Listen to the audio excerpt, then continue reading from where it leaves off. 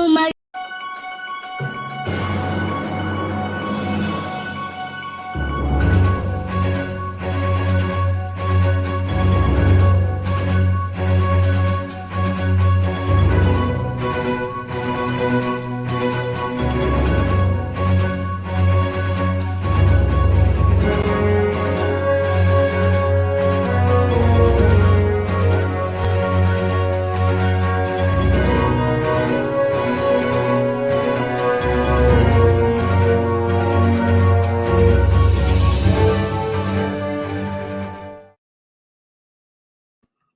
Well, hello and good morning. Good morning, everybody. How is everyone doing? It is so good to see you. Today is Tuesday, so you know what that means. Good morning, Beverly. Oh my God, I see you. Our top fan. There's top fans, topmost fans, and all kinds of other fans, but you are the topmost of them all. We truly appreciate your support, Beverly. Thank you. And please, if James is by you, good morning. It is so good to see you. Guys, do me a favor. Once you come on here, I want you to say good morning to me in your local dialect, whatever language you speak on the continent of Africa. Say good morning. I want to hear from you. Georgette Efriye. Oh my goodness. This is a ghost come to roost. It is so good to see you, my dear. I see you. I see you. You're up early. Well, good morning to everybody. Today is Tuesday and it is April 5th. Can you believe that? Look how far we've all come. We're so grateful to God for how far He's brought us. And listen, let's just jump in and do some introductions because some greetings because I'm very, very excited to be here. But before we do that, the show is to my younger self. My name is Zoe Baraka, and we are going to be telling some powerful stories today. Dr. Hawa Malechi is here with us, and you do not want to miss even a little bit of it. So stay tuned. And just a little announcement, this episode is actually sponsored. Can you believe that? Actually, the whole of April is sponsored and is sponsored by the Humanity Chats of Margie March fame and also by the Young Shimmigrant series. And we're going to talk a little bit more about that in a bit. But Baraka Zua, if you speak Hausa, Yayade Yakakwana Kakwana Lafia, I hope you slept well. I am greeting you in one of the oldest languages in the world, the Hausa language. Yajari, I hope I said that right. I just said welcome in the Mamprili language.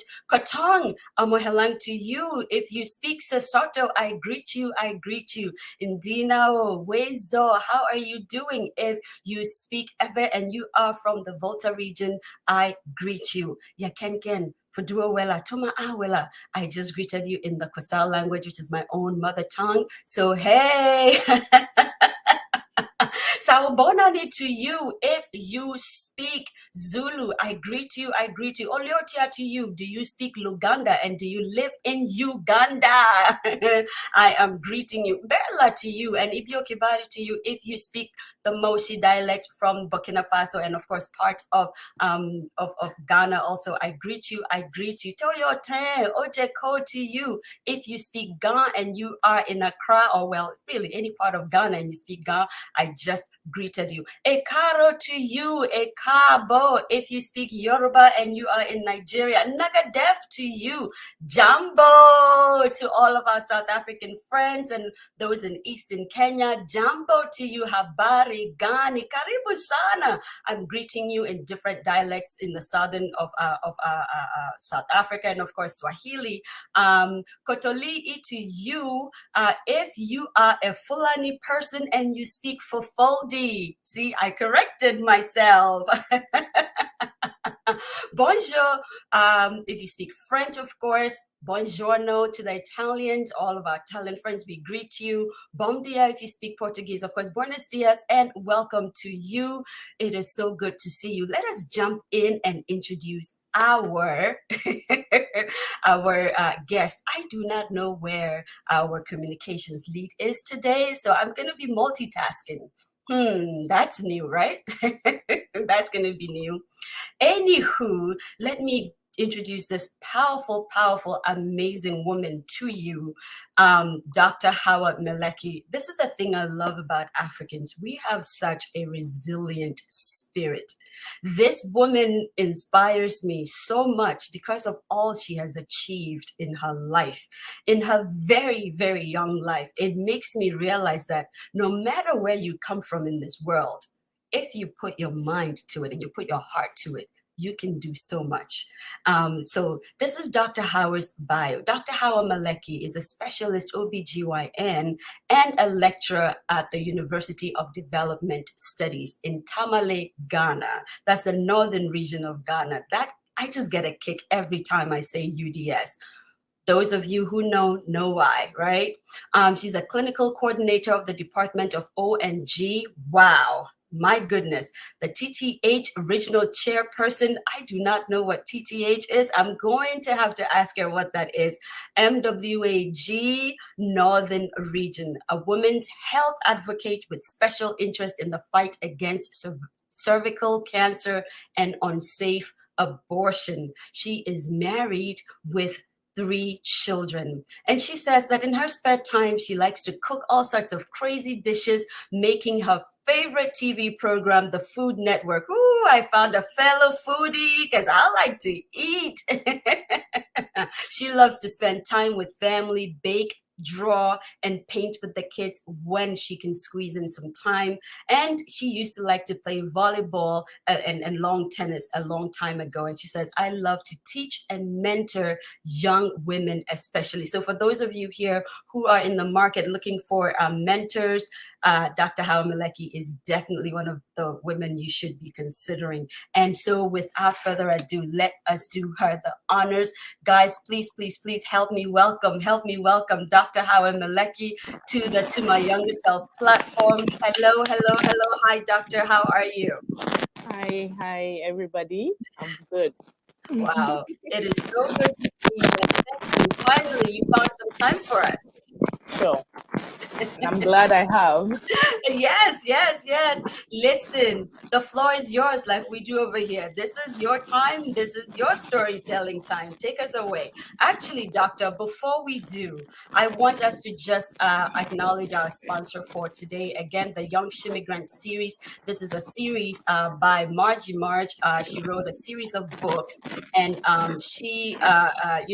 the Young Shimmigrant series is about a young woman, Sasha, who comes from, let's just say, a part of Africa into America and how she navigates her life. Amazing, powerful book series. So just a quick 30-second message from the Young Immigrant series, and Dr. Hawa will take us away. We'll be right back. I am brave. I am brave. I will be kind. I will be kind. And I will dream big. And I will dream big. So when I say Sasha, say America. Sasha, America. Sasha, America.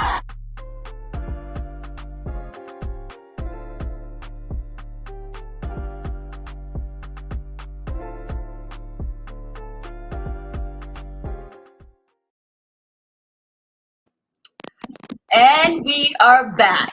All right, doctor, your platform now. Thank you. Thank you very much, Zoe. Thank you for having me. And a pleasant good morning from Tamale, the northern part of Ghana. And I'm so happy that you have given me this chance to share my story. It's a long tortoise story, but we have to start from a point and end somewhere. Yes. Like we always like to look at it, where did this woman come from? And I am the fifth of 6 children. My dad has 3 wives and 6 children. We have a little bit of Can you hear me? We can hear you, but there's a feedback. Well, I think it's gone now. Wow. Okay. So, like I was saying, I'm the fifth of 6 children. My dad has 3 wives. My mom is number 2. Wow. And she had 4. And I'm the third of the 4. A little bit of specialty around my birth because I was born outside Ghana, unlike all my other siblings. So I feel a little special amongst them. I was Oh, born in wow. Italy Woo. when my dad was on some assignment there in the late part of the 70s to early 80s. So I had my first 2 years of life in Italy. Wow. So we returned when there was a coup d'etat in Ghana. So they had to call back all foreign missions, so including my dad's mission. So they had to come back to Ghana. And so I came back to Ghana. And throughout my childhood, I was always seen as the weak one because you were not they didn't give birth to you in the hard soil. You didn't drink the hard water. So you always had to um, fall sick every now and then with something, one illness or the other. Um, I remember a story my mom shared with me when they returned from Ghana. They decided to take me to home, and home is Yama, a village under Wale Wale in the northeast region. So they took me to the village, and about 3 days, I started having diarrhea and vomiting, and it was that bad. Very, very bad that people used to come to their compound to peep through windows and check whether the Obroni baby was going to die because I was that bad. There was no vehicle to take us back to Accra. She had enormous difficulty. She recounts how she had to enter wagons that animals were in just to make sure she gets me to Accra where I could get medical care. And it took her 3 days with the fear that she was going to lose her baby, her Obroni baby. And she tells me how when we got to Tech 7 Military Hospital, because my uncle, Professor Nabila, was a big person then, they just quickly admitted me to an ICU. And Doc, I'm sorry to break your flow. Is there a way maybe if we took out the earpiece and you could hear through the computer, would that help? But you would not be able to hear me.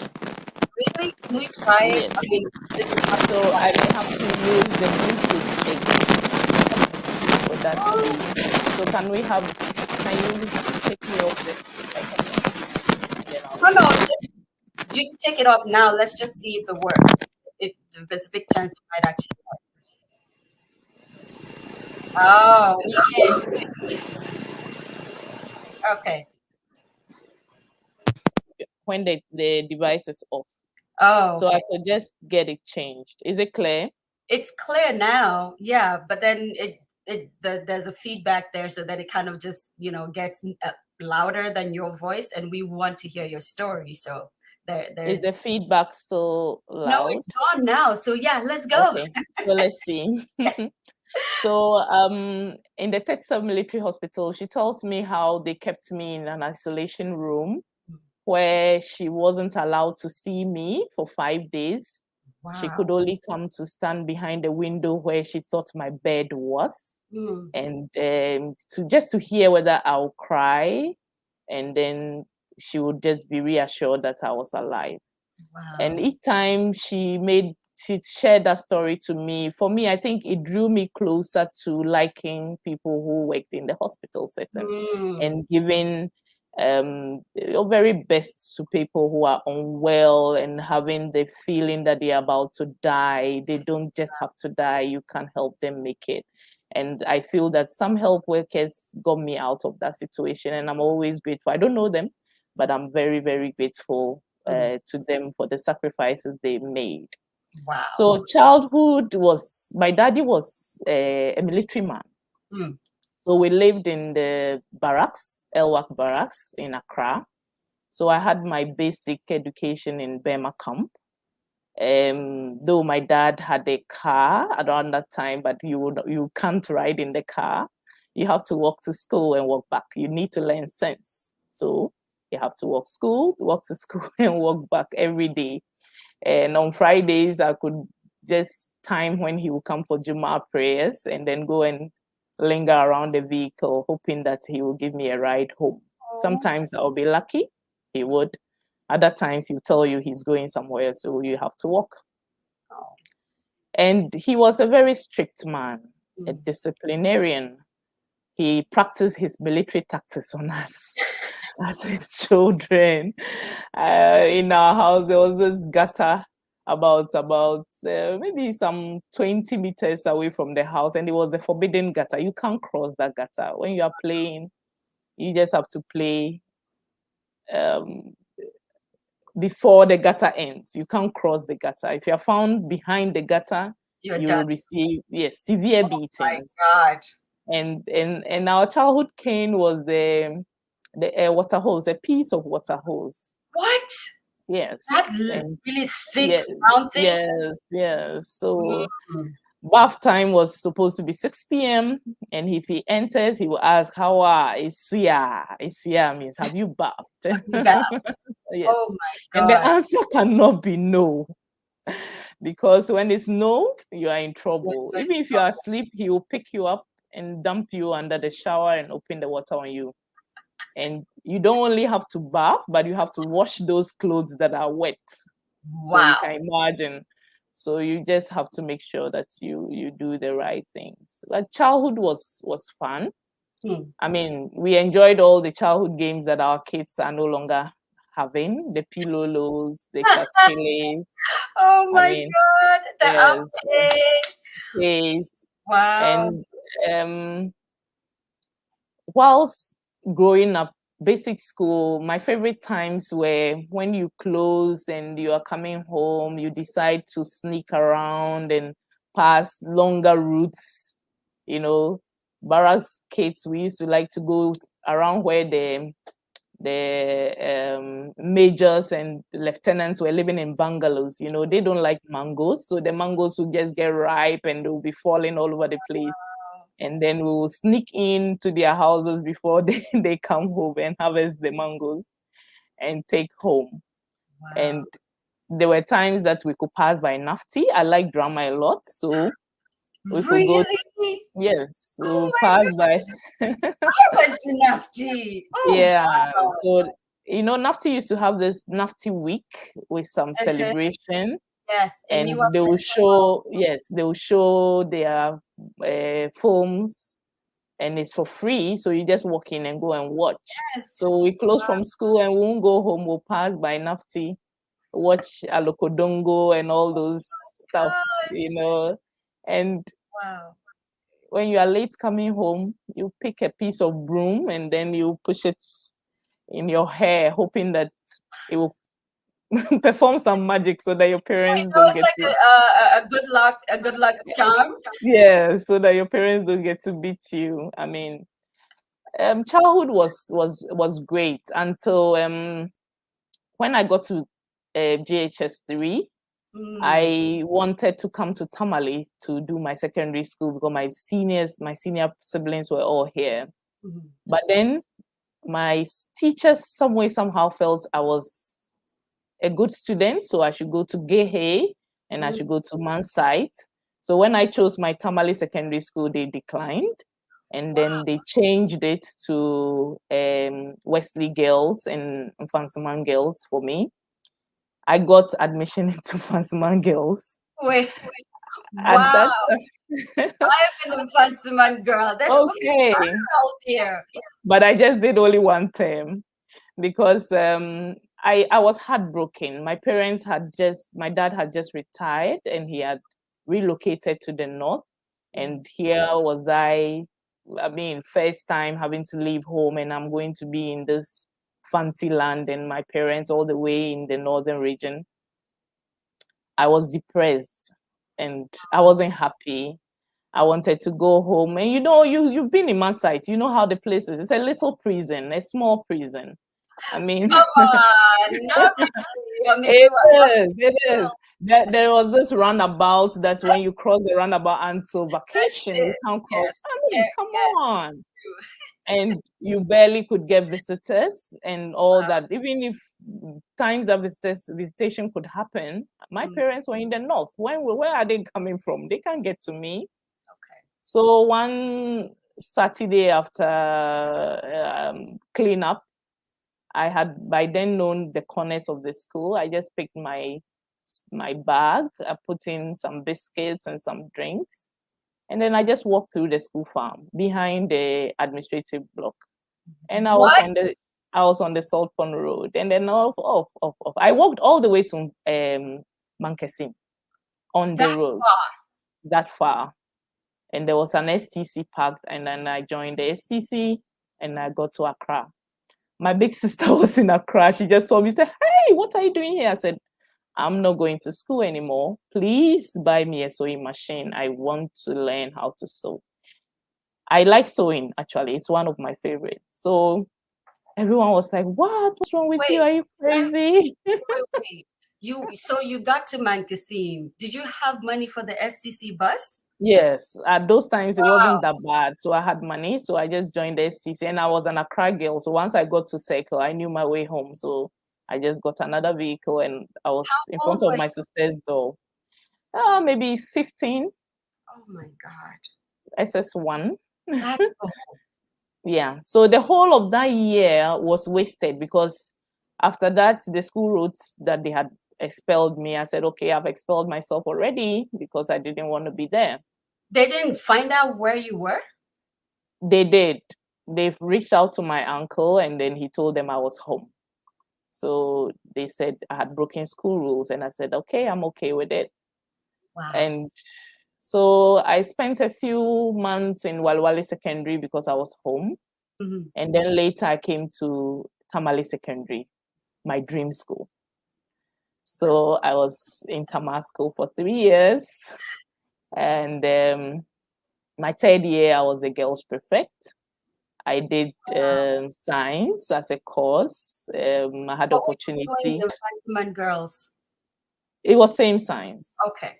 I was doing science. I had always wanted to be a doctor. As I said, my childhood experiences made me want to work in a hospital.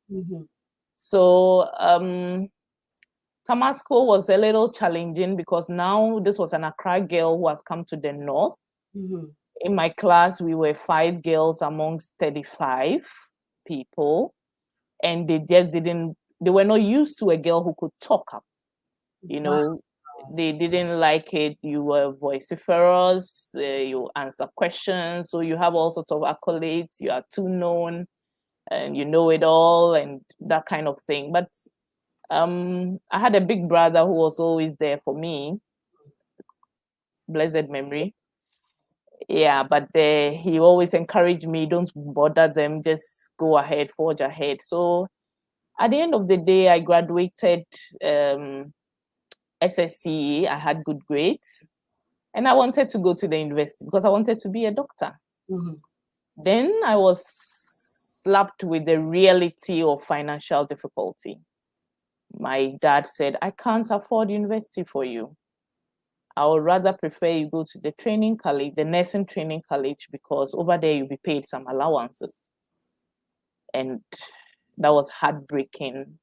I cried for days. I refused to eat and all that until a friend visited me with an uncle, and he found out, "Oh, show me your results." So I brought my results. I said, "Wow, from here, that's great.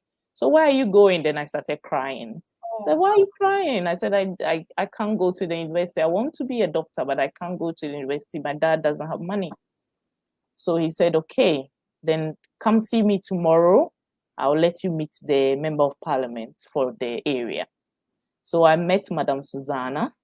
She was excited, and then she ordered the district assembly to give me money to buy my forms and pay my fees. Yes. Oh, good old Ghana back in the So back in the day. So my fees were paid by my district assembly from first year in medical school all the way to my 6th year until there was a political change. So they didn't buy the idea. So my final year was not paid by them, but that was okay. That was good enough to carry me this far. And it was a game changer for me because I don't know what would have happened to me if I didn't get that push. And that is part of the reason why, even when I qualified, I decided I have to come back to serve my people, because without them, I wouldn't have been where I am today. So that's why I'm in the North. Most of my colleagues don't understand why, because I have so much opportunity to get it done in the South, you know. So for us, it was, we those from the North in the university, it was a big deal. Those times it was justify your inclusion to get to the medical school. And I, myself and my very good friend, she's now a professor in the US, Patience Afulani. Wow. It was a big deal. So we made sure that our GPA was always 4.0. You can't deny us going to the medical school. We didn't give them a reason to say no. Wow. So you have to learn hard and then pass and get an A or an A plus or an A minus and nothing else. And that was it. I'm so fast. This is wow. But this is our uncle to my youngest self. He is the uncle of storytelling, Uncle Ben Dutimalo. God bless you, Uncle Ben. I see you. Oh my God, I love this man so much. He has a question for you though. He says, wow, what a strong-headed young woman. Wow, how did old soldier react to her expulsion? Meaning when you when I was did you get well, I think they were all very sympathetic because they felt that there was something psychologically wrong with me, because as I said, I was depressed. Like now looking back, because I now have the medical knowledge, I understand that what I was going through was some form of depression. Wow. And they were very sympathetic. They added a little bit of superstition to when somebody wanted to do me in and all those stuff. But I knew that I just didn't want to be in Fansuman. I just wanted to be closer home. So that was it for me. Wow, thank you so much, Uncle Ben, for that question. Wow. Okay, let's go back to the story on the other side. So, like I was saying, so medical school was like, give it all, and we did. So finally, we were all picked up. We went to the medical school, so we kept the momentum going. I graduated top of my class at the medical school with 10 awards. Victorian. Yeah, wow. So it was I was surprised myself, though I knew that I'll pick 1 or 2 awards, but I didn't expect to take that many, and I was really humbled by it. So from there to house job. So house job is like doing the national service of being a doctor. So I worked a little bit in Cape Coast, I worked in Koforidua, then in Accra. Wow. So along the line, I met my husband, and then we decided to settle. So then the new picture comes in. Now, a family woman, a wife, wanting to have babies, wanting to have a family. And it wasn't that easy and straightforward, because then the bottlenecks start coming in. You get one miscarriage after the other, and you're worried, okay, what do we finally get there? But it all went well. At the end of the 4th year, we had our first son. Wow. And I was determined to have a baby before I go back for postgraduate studies.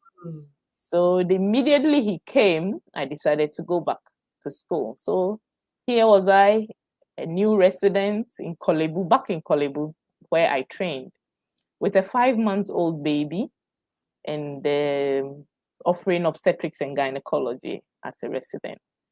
And with that, it was a big problem, because one, the field was dominated by men who really did not understand that women need some time to do other things than the work.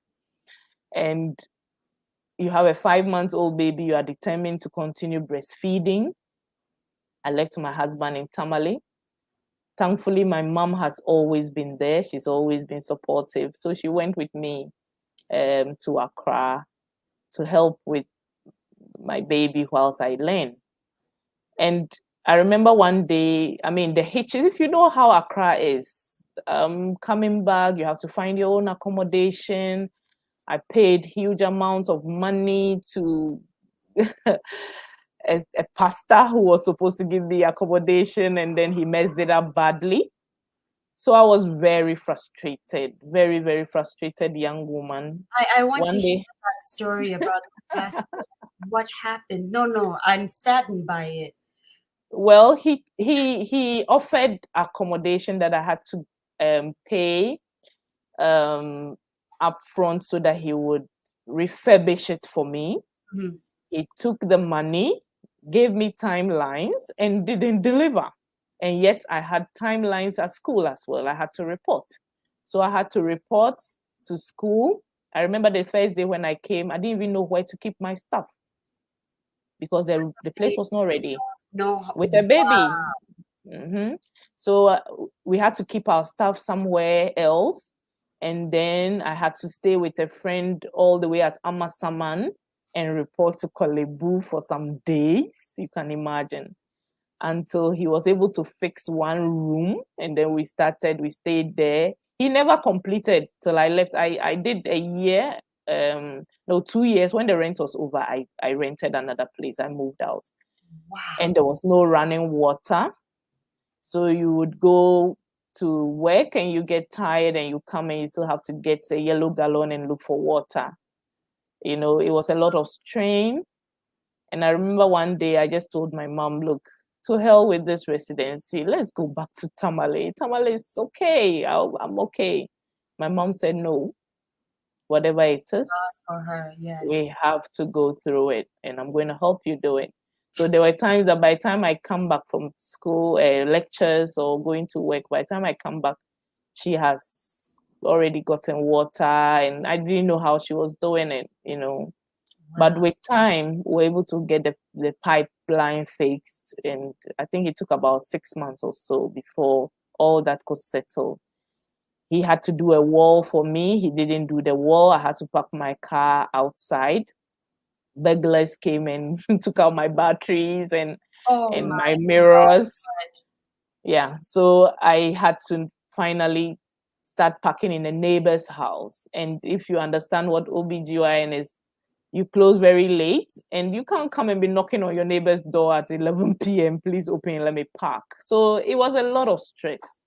So there were times I would have to leave my car in Kolebu and get a taxi home just because I don't want to disturb my neighbors to park my vehicle. Wow. And it all passed. So at the end of the 3 years, I took 2 exams, one in Ghana College of Surgeons for OBGYN and then West Africa College of Surgeons. So for the West Africa exam, I came up as the top female student for the year 2017.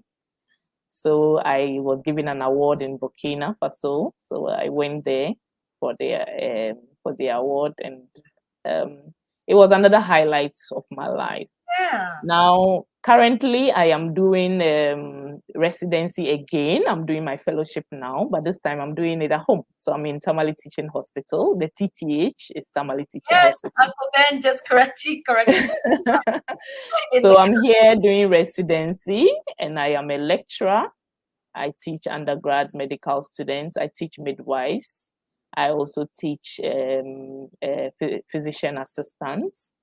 I'm a national resource person for family planning. So I do trainings every now and then when I'm called upon by the ministry. Wow. And then I'm the chairperson for Medical Women's Association of Ghana, the Northern region group. So there's a lot on the plate, but we still juggle it up and down. I have a very supportive husband. He's been my friend from the 90s. So when we moved to the north, he was one of my first friends. And then somewhere later, we decided to make it better than friendship. So, and we have 3 children. We are okay. He's very supportive with my career and all the pulls and pushes all over the place, because sometimes I barely get time for the family, but he's always there to cover up for me. And I'm grateful for you, Grant, if you are listening. Yeah, so Wow. Yeah. For especially for supportive husbands, we can't talk enough about that because it's becoming more, you know, it's now a thing. But back in the day, men wanted to be men. So Yeah, do it all. yes, Do so it all. thank Yes. But you. Wow. Wow. That is amazing. Sorry, continue. I just had to cut you short. okay. So I think that in a nutshell, I think I have driven the vehicle all the way till now. Maybe if there are any highlights again that you want me to look at, but that's in short the story of Hawa. Wow. You know, so here's the question, because the show is called To My Younger Self, and we hardly ever ask questions, but I'm going to ask questions. And for you guys in the audience, please do me a favor. She's kind of put a lot of years into less than 30 minutes. So if you Yes. have questions, please put them in the chat area, and we'll talk about it. But here's Mhm. my question for you. If you had to say something to your younger self, because this is a show called To My Younger Self, what would it be? What are some of the things you would advise your younger self to either do or not do as you look back on your life now? All right. So um one thing that I would want my younger self to take more seriously is the ambition. You know, I think that if you have an ambition to do accomplish something, just keep the focus. Mm, Don't be swayed here and there by other challenges that may come your way. I am glad that I stayed firm to the focus that I wanted to be a doctor. mm, And it was, as I said, it was a childhood dream. So it was so difficult for me to accept that it was just going to go away just mm. because my parents couldn't afford it at that time. Wow. And so that's one thing. And then the other thing I would also want to tell my younger self is that whatever life gives you, you can make a good opportunity out of it. You can turn it into something good. Mm, Because as I was leaving the man site, I was thinking that I wanted to go and do fashion design because I was looking for something else to do because I felt being in school was not going to be okay. I didn't like the school environment at all. Man site just took school out of me. I don't know why, but I think that something in there just didn't work out for me. mm. And I was very happy that at the end of the day, when I went back to Walwale Secondary, I started feeling okay because now I think I was closer to family, and then I had the interest again, and finally I went back to school. So if you have an opportunity, if anything comes to you, just make good of it because it's may work out nice at the end of the day. And as your challenges come along, try to find ways not to run away from them because severally I tried running away. Luckily, my mom held me back and said, don't run. We can make this happen. So that is why I believe mentorship is very, very important. Mm, So for me, my mom has been my number one mentor. She mm. has been there all the time. I mean, she's been a peasant trader, selling small things, granuts and stuff like that. Wow. The favorite trade that she was doing when we were growing up was selling ice cream, lollipop. Okay, Mm. and in Walwale, her favorite, the name they used to call her was buy one. So buy one, get one free. So she was No, how? Wait, this is in what year was this? Because now it's in such a big thing in America. You would have thought it was an original idea from here, you know? no, it doesn't. I don't think so. So if you come to Walwale those days, if you say you're looking for buy one, it was my mom. So you buy one, you get one free. So that's how benevolent she is, a very kind woman, and she has instilled all that's in her in us. I mean, I remember one funny story. During the weekends, when I was in the barracks, during the weekends, I could go to St. Kizito Church in Nima to sell the ice cream on Sundays. Wow. And when they close the church service and come out, you sell the ice cream, and then from there you trek along the Nima Malata road, and then you get to Malata Market, and then I'll continue the sales there. On one unfortunate day, I went to sell, and then I spent part of the money buying other things I wasn't supposed to. And then I spent Alewa. I don't even know what I bought, but then I spent beyond my comfort, so I couldn't make good accounts if I come back. And when I was coming home, I realized that I couldn't pay for transportation, so I walked from Malata Market to Newtown Station, and then they charged me, and I realized I can't pay for the charge. So my infantile thought said, okay, so why don't you walk half of the journey so that maybe the fare will reduce. So I walked from Newtown to Abavana Junction. I couldn't get a vehicle. I decided to proceed. I walked to Pig Farm. I couldn't get a vehicle. I decided to proceed. By the time I realized I was at Accra Girls, okay, if I'm at Accra Girls, then I can see 37. Then let me just descend and get to 37 and take a car. Wow. So I ended up walking from Malata Market to Elwak Barracks with my ice chest on my head. My God. Yes. For those So who don't know, that day I advised myself not to spend any money that oh my God. Wow. I just can't believe it myself. Well, sometimes when I'm just plying that road, I said, wow. So I walked all the way from Malata on the road, main road, not a shortcut, main road, Malata, Abavana, Pig Farm, all the way to the main road, then to Accra Girls, to Kaokudi, down to 37. Then that was like a whole day's journey. Day's journey. When I got home, it was late. My mom was so worried. What happened to you? I couldn't tell the whole story, obviously, but then I learned my lesson there.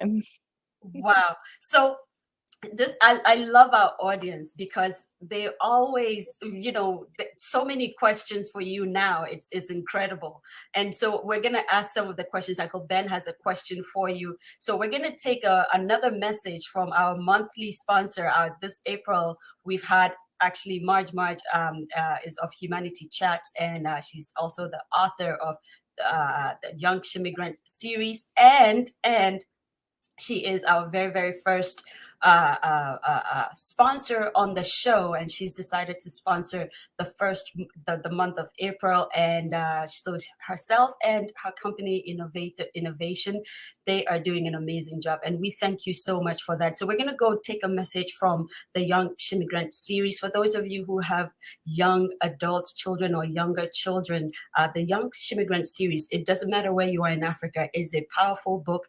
It comes 3 in a pack, and I do believe every child should get their hands on the Young Immigrant series because of the kind of exposure it opens you up to. You know what I mean? So we're going to take a message, another quick message from them. And when we come back, I'm going to have a lot of questions for you.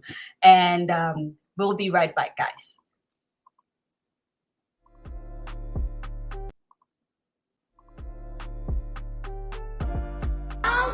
I am brave. I am brave. I will be kind. I will be kind. And I will dream big. And I will dream big. So when I say Sasha, say America. Sasha, America. Sasha, America.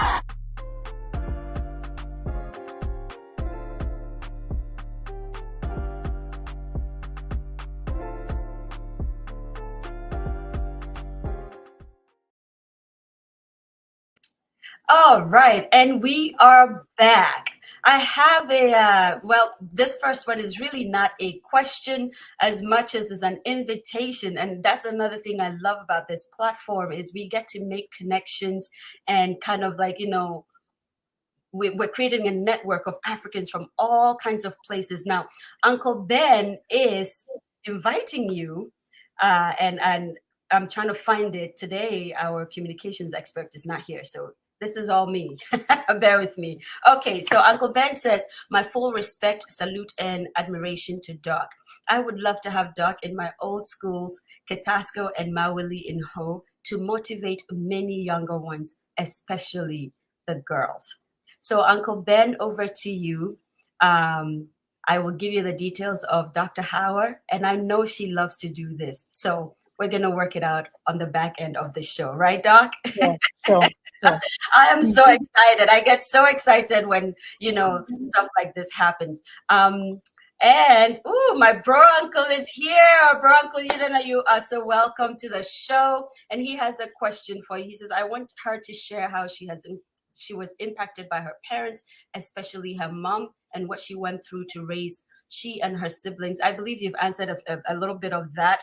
Plus, how did the community participate in her upbringing? So maybe you want to take the second part. Okay. So unlike today where we do a lot more of nuclear family, those days every child is everybody's child. You are so yes, everyone will correct you. I grew up in Accra, but then the setting was still the same. I mean, if you go out and you do something, whether your parents are there or not, the neighbor can scold you, and then that will be it. Your parents will not even come. They will even come and top it up for you.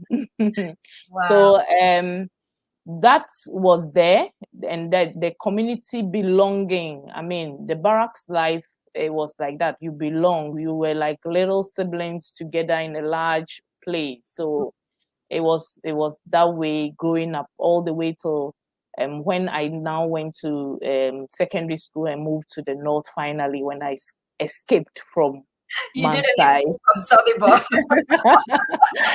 And then I got to the north. And the major thing for me, as I said, was when I had the member of parliament had to spend the district's common fund on me, part of the district common fund on me, in paying my yearly fee in the university.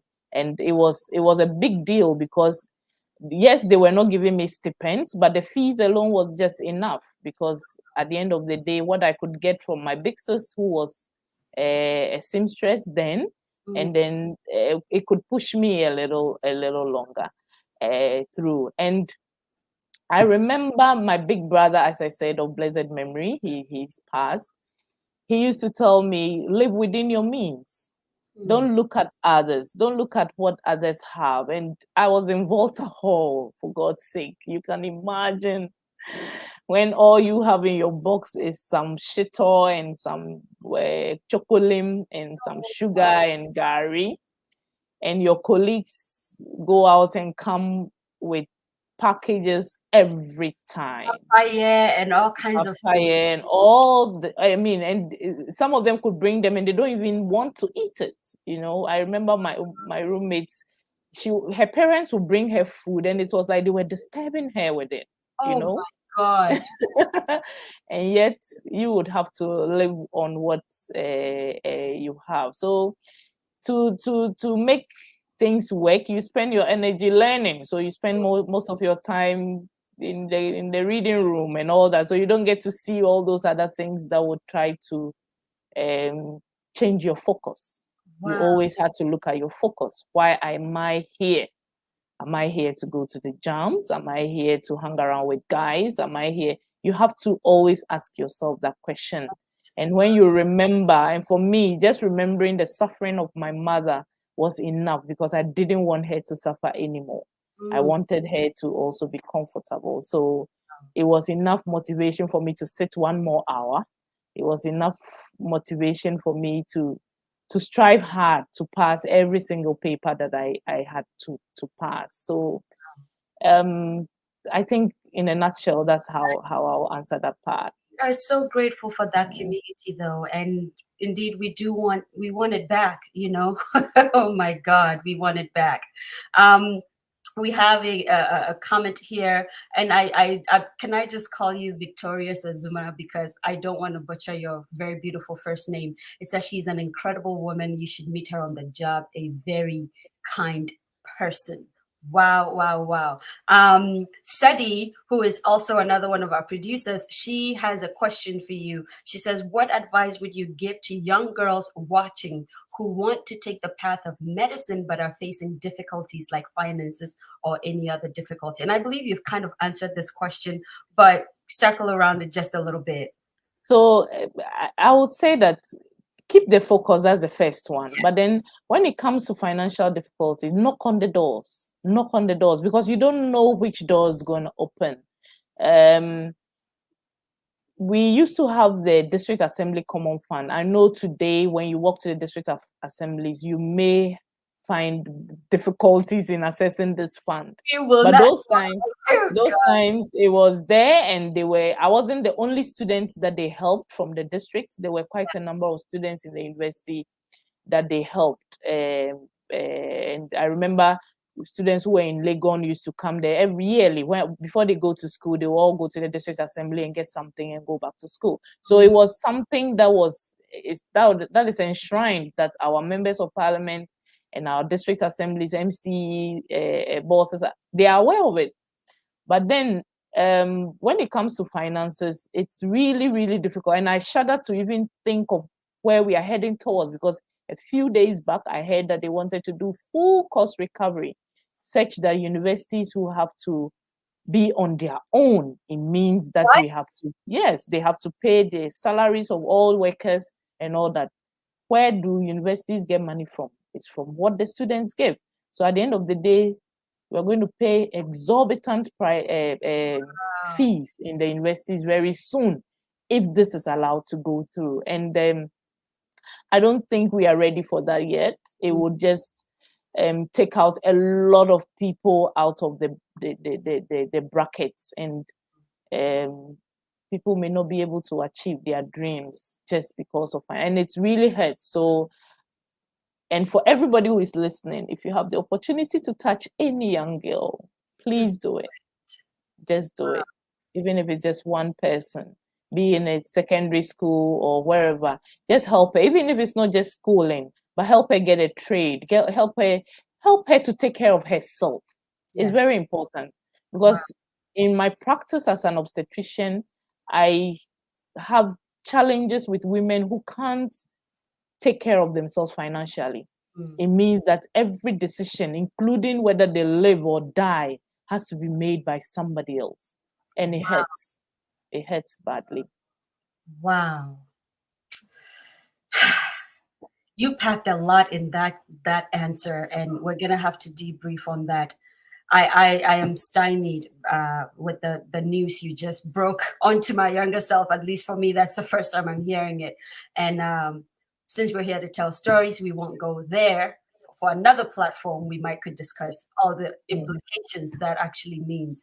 But Uncle Ben has a couple of questions for you, and hopefully you answered some of them. So here, let me just read it out. What are some of the surprises, highlights, and advantages of staying in the North as a doctor? I love this question. Instead of coming south to a place like Accra or Kumasi, which is where a lot of people like to kind of be. Over here, you probably think maybe New York or Los Angeles. Number two, what made her such a brilliant student, winning awards. And I think you just answered that. You just think about your mom and you would just say, one more hour, I can do this. And then number three, what must we do to make sure brilliant students like her do not get left behind because of lack of funds? And I believe you just answered that too. So how about we take number one? What are some of the surprises highlighted? You can read it. So there you go. Yeah. So for me, background, I just wanted to come back home because of the assistance I got from home. So I felt that if I'm a doctor, and at the time I qualified as a doctor, I remember when I joined Tamale Teaching Hospital in 2010, there were only 4 Ghanaian doctors here. What? Yes, very, very few. Where were the rest?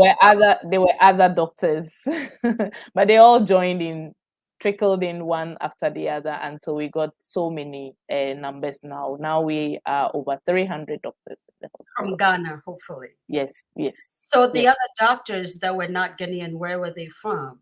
From Cuba, some were from Egypt, some were from so many other places. Wow. But they were working here. So that is the background for me. Now, if I compare Tamale, I've lived in Accra. If I compare Tamale to Accra, I like the fact that this place is not congested. I can just leave my house and in 5-10 minutes I'm at work. I can do so many things in one day, go to the bank, pick up my kids, do everything. I get to be a mom. It's quite difficult doing all that in Accra. You have to let go so many things for others to do for you because you can't leave Kolebu and go and pick your kids, send them home and come back to work. It won't work out. Somebody has to do it for you. But here, we haven't reached there yet. So we can still do a lot of things together. And then the communal nature of the people around. I remember the first day we got to Tamale with our things from Accra, myself and my husband, in a big truck. We're thinking of how we're going to get hands to unpack this thing. And the moment we got to the whole neighborhood just came out. Oh, we have doctors here. And then they help unpack all the things inside the house. We didn't have to ask anybody. Wow. So that's communal spirit is still there. I love it. It's great. Wherever you're passing, everybody says good morning, good afternoon, good morning. So that's why it's like that, and you feel the vibe. In Accra, you pass and you even forget that you are not in Tamale, and you greet somebody and they will not even bother to answer your greeting. I mean, so these are the things I love about this place, and I like the weather. I like the changing weathers. My favorite is the dry season, the Hamatan part, not the hot part. When it's cold at night and all that, every place is crisp and dry. I like it. I like it a lot. But I don't like the March one when the temperatures are too high. I don't like that one. So I really love being here. And because family is just an arm stretch, it's just okay for me and I'm very comfortable. Wow, and you're doing such amazing things, in Tamale, and I think I would add, and it's just an open country, right? It's just the smell of like just real air. Yeah. I just love that. I really do. Uncle Ben, thank you so much for your question. Let's see. There's a few. Has there been a time when Doc, I thought she would quit her calling? What made her stay? Can Doc share with us her experience in the thick of COVID? Yes. Ooh, just briefly. Yes, I absolutely agree on that. Just a little bit. Wow. Yeah. So as for quitting, I think I have spoken about the number of times that I had hard times and I wanted to just say goodbye. And my mom said, no, you are not saying goodbye. We can do this. And then she will always be there. I mean, I've had 3 children and each time she will be there to nurse them till they are walking. So I've had great support from my mother. And I'm so grateful to Allah for keeping her healthy all this while. And she's been a backbone to all of us. I'm so happy to have her. Now, COVID was a challenge. I mean, when COVID came, everybody was running away, and somebody needed to take. You mean the doctor? Yes, I mean, no health worker wanted to just go in there and say, "I want to fight COVID." No, you're thinking of your family. This is a strange disease. What if I take it home? What happens to my children, my family? Because we didn't know much about the disease, And unlike now that there are vaccines and all, there was no protection for you. And the very few cases of doctors we had heard had caught the disease didn't end well. We lost some doctors. So we were very, very scared. But in my hospital, somebody needs to stand up. So I had to stand up for my ONG department. So I was the lead team for the ONG COVID team for the Department of Obstetrics and Gynaecology. From 2000 to date, we did 6 surgeries on COVID positive women. And each time we wear the full PPE and then operate on them and take care of them, nurse them so they get well. So it was very challenging, but then somebody had to stand up. So I did, and then I got colleagues who also believed that we could win. So they all joined in the fight, and then luckily we lost a few women here, but our picture is not as bad as it is in other places in the country. So that's the COVID life for me. I Wow. remember the day I one of the days I was going to operate on a COVID positive woman. And when I wore my PPE, my colleague took a picture of me and we put it on Facebook. And somebody went to show it to my mom. God. And she called me and she was crying on the Oh, phone. I don't want to lose you. Can't you my quit your God. job? I mean, she wanted me to quit my job at that time. I said, no, I can't quit. We will take good care of ourselves. But it's been good. I caught COVID once from one of them, but it was mild, so I'm okay. Wow.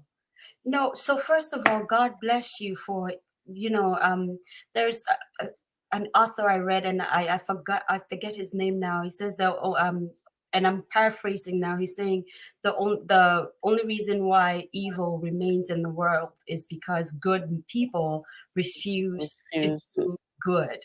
Mhm. So when you said somebody had to stand up, and so I did, meaning that there were many opportunities for other people to stand up, but they didn't Yes, want to. yes. And the leader in you just, emerged and took over. So thank you, first of all, for even doing these powerful things and also operating on people who were positive to begin with. And, we run away from things we're afraid of. So understandably, a lot of people did run away, but you stayed and you did the work that needed to be done. So thank you from all of us here at TMYS. We just absolutely, we just appreciate your work. Yeah. And again, this is an African story. I think the beauty about this storytelling thing is the fact that we get to show the rest of the world that we do it too. Yeah. We are heroes and we are Heroines. heroes or heroines. I don't like to use heroines too much because it sounds like another word that I don't want. Word. So it's we're sheroes and we're heroes, and we have compassion for each other and we do the work. But because we don't showcase it as much, people don't realize Don't know it. these are Yeah, powerful that's true. stories coming out of Africa. So thank you for giving us this powerful story. Uncle Ben says, great support from a great mother God. May God bless her. May God bless Doc. I thank God for the life of Dr. Hawa Malechi. I tell you, you're Thank you, Uncle Ben. going to have a good, hopefully working relationship with Uncle Ben. He's very good at that.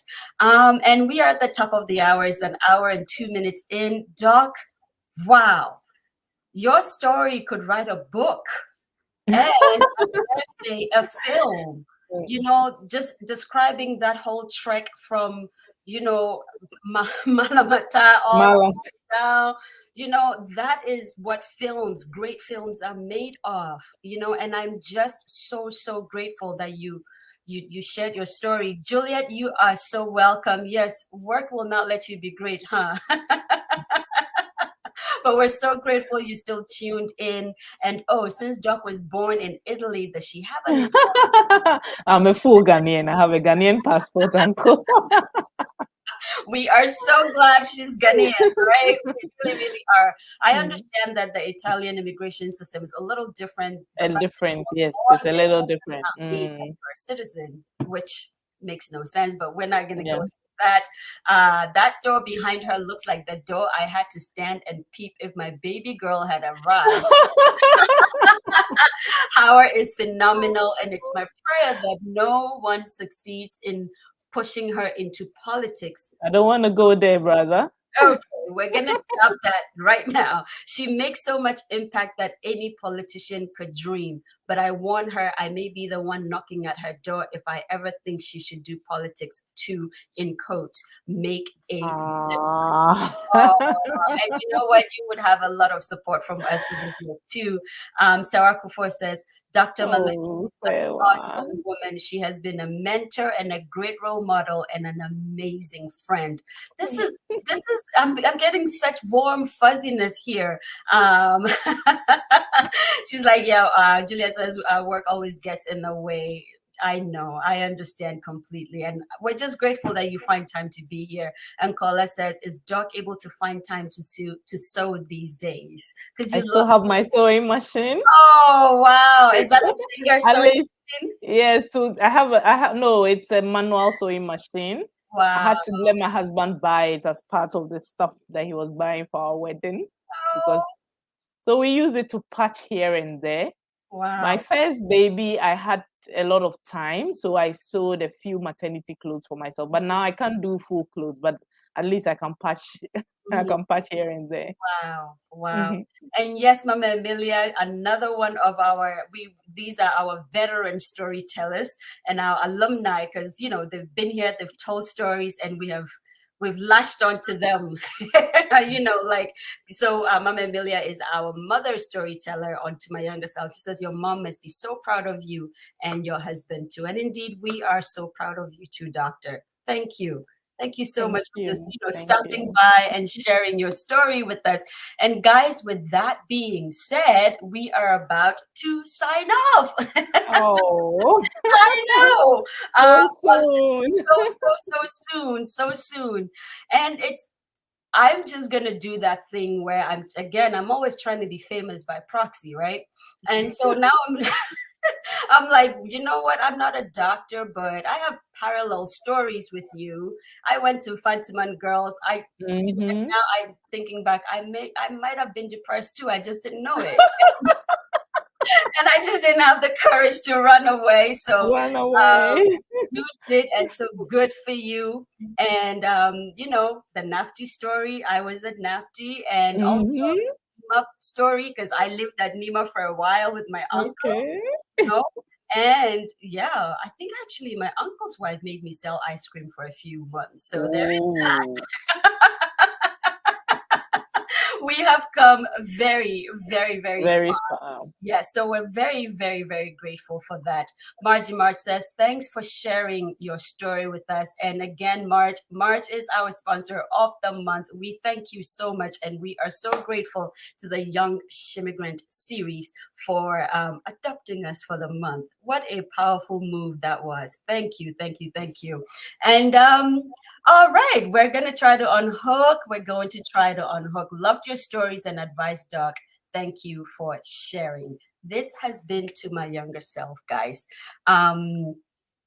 And I'm gonna let you have the last say, but before we do, just a little housekeeping, not house cleaning. We're cleaning the house, but housekeeping. Next week, we're going to have a powerful storyteller coming to us from Nigeria, but by way of the UK, and he's a brand designer. He is an entrepreneur. I don't want to give it all away, but I always get excited when I'm introducing a new story, guest storyteller, and his name is Stanley T. We won't say much because I want him to be the one telling us all these things, and that way you can also hear from him, his bio and all that. But he's going to be here next week sharing some powerful stories with us as always. So please stay tuned. Tell your friends to join us. That's one. Do us a favor, go on YouTube, please. Find the To My Younger Self page and be a part of the storytelling movement. We are going to stop being on Facebook in a while. So please, please, if you want to hear stories, that's what you have to do.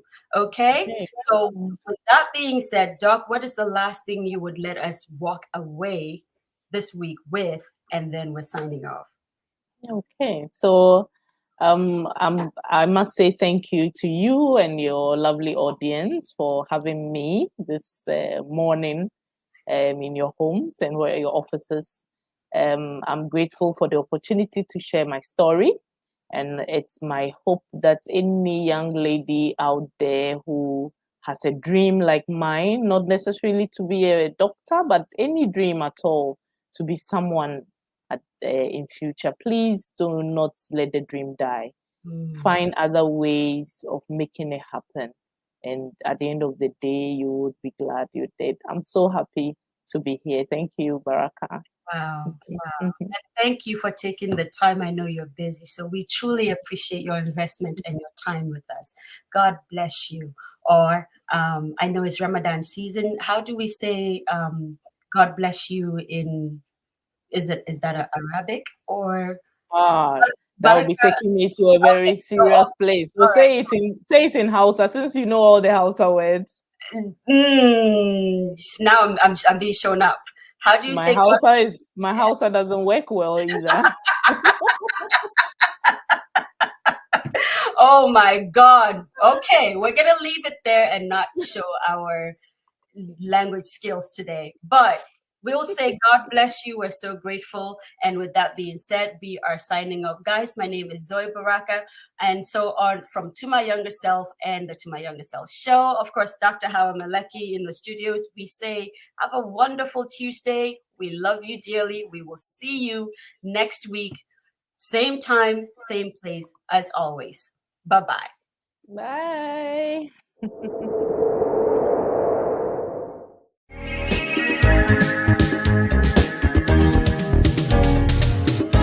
From